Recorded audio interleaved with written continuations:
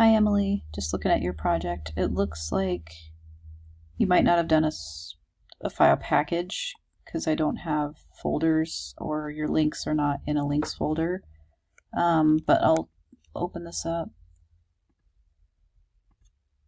Just a second. So Emily, when I go to look at this, I'm missing your fonts because I don't have your fonts. And that's what the advantage of the package is that I won't be missing your fonts if you do a file package. I can see that you gave me different documents here, but this is not how we want to do it. We want to do it differently than this. And I'll show you in this video what I mean.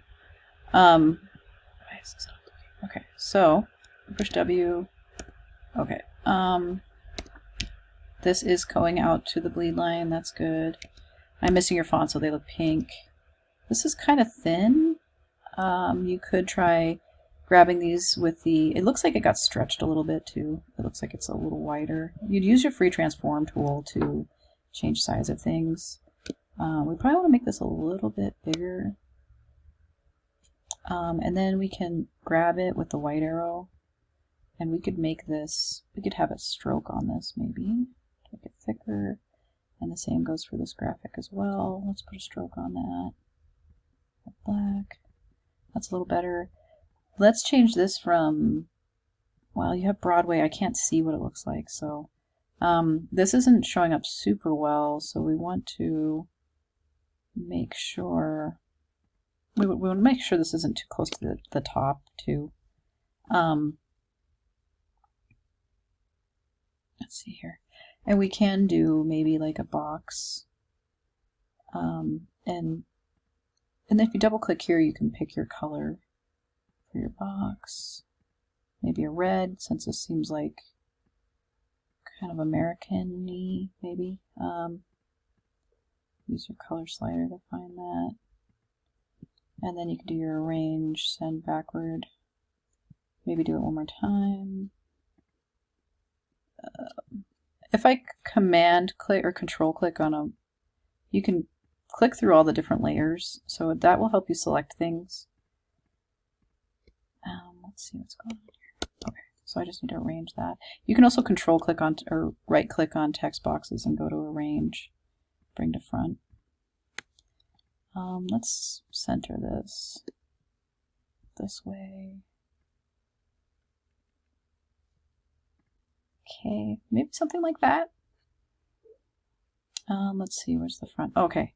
And this one, you know, do the same thing. You can grab this and this, Command C, might be faster. Or you can just grab this and, you know, do the same thing I did on the other page. Use the free transform and just kind of fix that. It already has a stroke on that one and this one, but just make it bigger maybe. So it's bolder.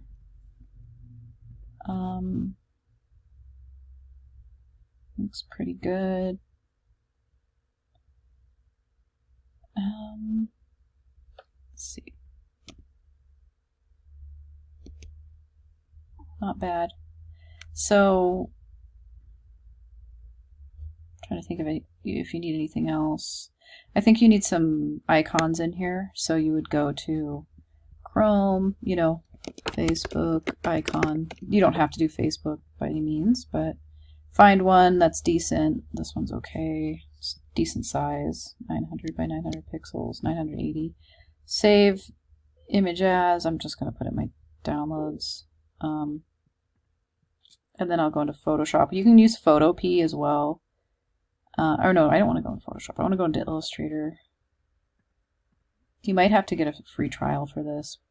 Using a different email potentially. If you aren't using the All Apps plan. Go to print, letters fine.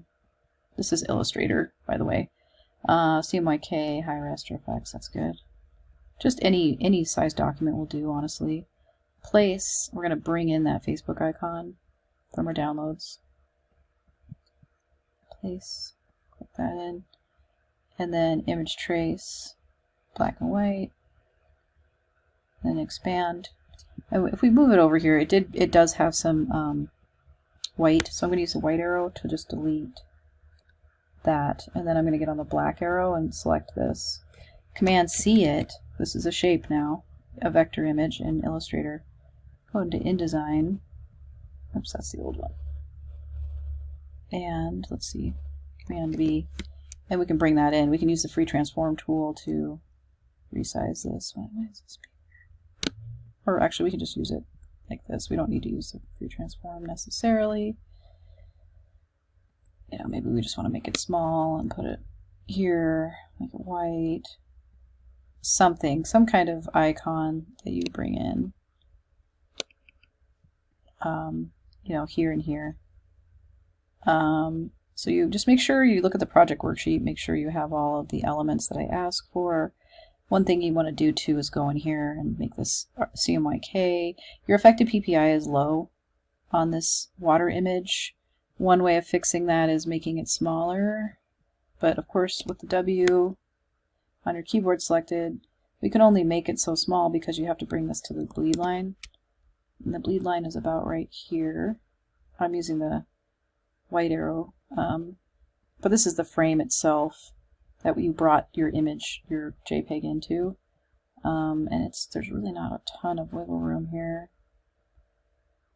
It's pretty much as small as it can get. So you might have to find a different image if you want your effective PPI to be decent. The effective PPI on this is close enough to 300 on both these numbers. Sometimes they show up like this, where they're two numbers. Sometimes they show up with one number. But we can fix this, edit with Photoshop. We can fix the color mode anyway. You can do this in Photopea as well. I'll show you Photopea.